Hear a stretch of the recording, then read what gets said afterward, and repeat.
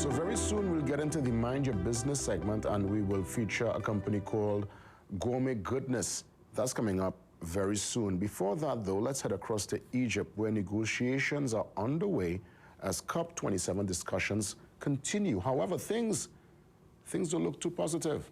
And Ryan Bechu, who is there on the ground, will give us some more in this update, in this particular report. Good morning, as always, Ryan. Welcome. Well, good morning to you, Jason, from a beautiful Sharm el-Sheikh in Egypt, where the sun is absolutely bathing down on this city. However, negotiations that are taking place behind closed doors don't seem to be going very far. We haven't had an update this morning just yet on how negotiations are progressing and if it is progressing at all. But there are things that are happening around the conference that suggest that things may have stalled a little bit, potentially even on the brink of being collapsed. Why do I say that? Overnight, the UN General Secretary Antonio Guterres flew back into Sharm el-Sheikh, and he delivered a speech last night calling on negotiators to negotiate in good faith and to give multilateralism a chance. He specifically, his first point that he referenced was trying to come to a compromise on loss and damage funding. That's the big ticket item at this COP27 conference, as you and I have been speaking about over the last 2 weeks. I want to play you a short clip of what UN Secretary General Antonio Guterres had to say on loss and damage funding yesterday in his address, and I'll give you my thoughts on the other side. We are at crunch time in the negotiations.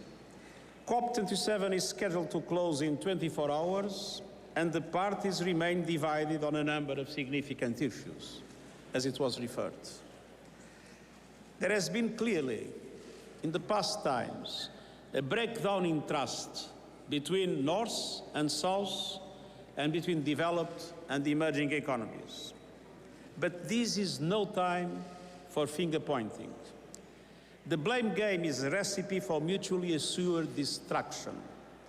I'm here to appeal to all parties to rise to this moment and to the greatest challenge that humanity is facing.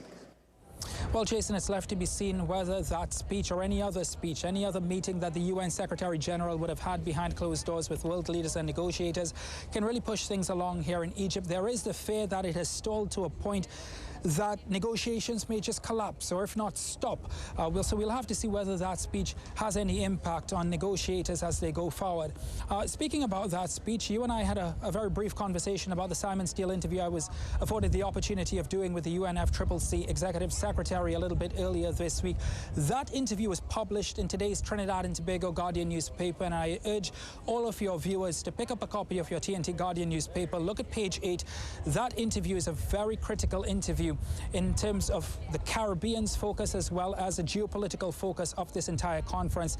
It's an exclusive interview. Guardian Media had the opportunity of sitting down with Simon Steele, the UNFCCC Executive Secretary. On that note, I also want to say a special thank you to yourself, Jason, host of The Morning Brew, as well as your producer, Nikisha Alexander, for giving me the opportunity over the last 2 weeks to inform your viewers of what has been taking place at these United Nations climate change talks. It's going to prove very critical, not just over the last 2 weeks, but going forward, the decisions that are made or not made, Jason, at this conference over the next few months, over the next year as we head to the United Arab Emirates, of what took place or did not take place, both for small island states and for Trinidad and Tobago. So I really am very happy that you afforded me the opportunity to update your viewers over the last 2 weeks. I can't wait to come back home and perhaps meet you in person on the show and tell you of the experience, the extraordinary experience this has been in Egypt. From Sharm el-Sheikh in Egypt, I'm Ryan Becher reporting, and I'll see you a little bit later today on the Midday News